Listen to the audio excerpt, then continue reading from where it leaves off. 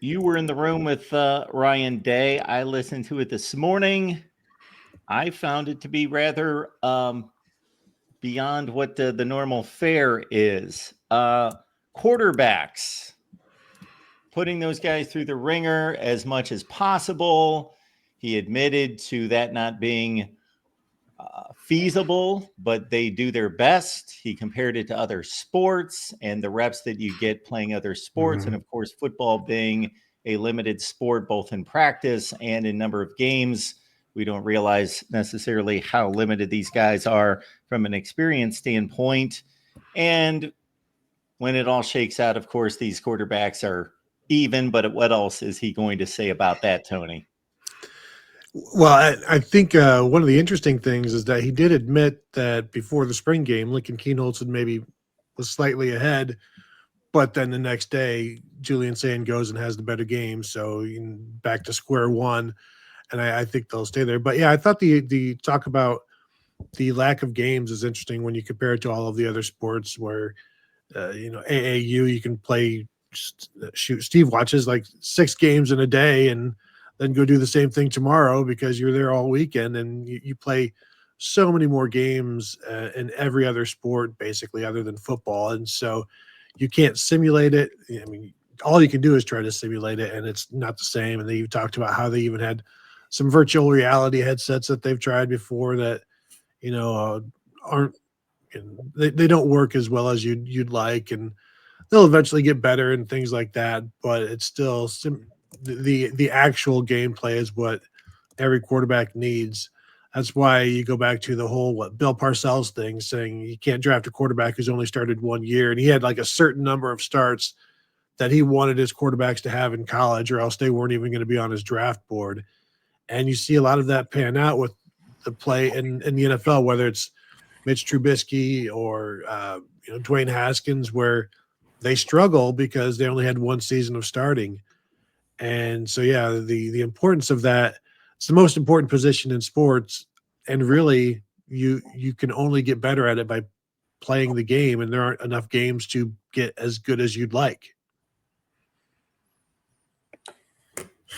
I thought the comments yesterday were very insightful from Coach about the quarterback situation. As you guys laid out, Coach says that he gets into them pretty hard when they miss assignments or they, make the wrong throw or the wrong read or whatever, because the games are kind of unforgiving. I mean, it's either you do or you don't. As Luke Fickle used to say, it is a very evaluation friendly industry. Either you did it or you didn't. And so I think that he puts them through their paces during practice, no doubt about it.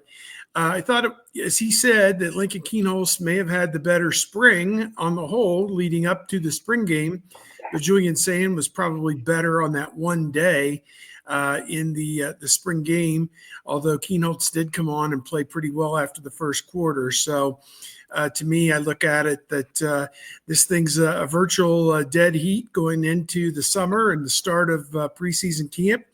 Everybody can assume that Julian Sand, because he's the higher rated guy or whatever, better ceiling or, higher ceiling or whatever, however way you want to put it, could have the inside track. And I got to tell you, the way he played on those first 3 series was awe-inspiring. I mean, if he's going to play like that against some of the better teams on the schedule, then you like his chances to be the guy. But so we'll see.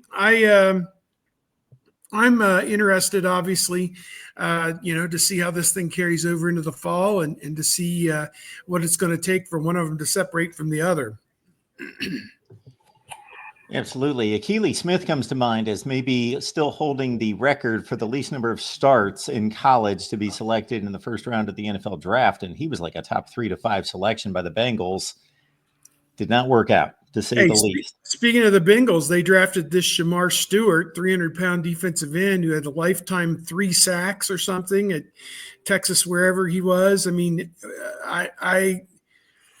there's a reason why you're the Cincinnati Bengals, I guess. I don't know. But again, potential measurements, the testing, and he was close to being the number 1 player coming out of high school. Mm-hmm. Yeah. ran like a 4.6 at the combine and had a 1.5 sacks each of his 3 years in college. And that's going to be the guy that replaces Trey Hendrickson for you, Steve. Right. Oh, Well, not those for me. 17, 19. Not for me, bro. The Cincinnati Bengals, as we all know, are a cheap bastardization of the Cleveland Browns. So there you go. Yes, and they Emphasis on always have cheap to. and bastardization. Just kidding, everybody. I love the Bengals. I mean, I root for them for Joe Burrow when they're not playing the Browns. So there you go. I rooted for them in the Super Bowl against my buddy Jeff Rapp and our friend Patrick Murphy, the Lammies, as we like to call them. So I did root for the Bengals that day. Paul Brown has set that approach in motion a long, long time ago, and they have never veered from it. Yes, cheapest franchise in the NFL, the Bengals.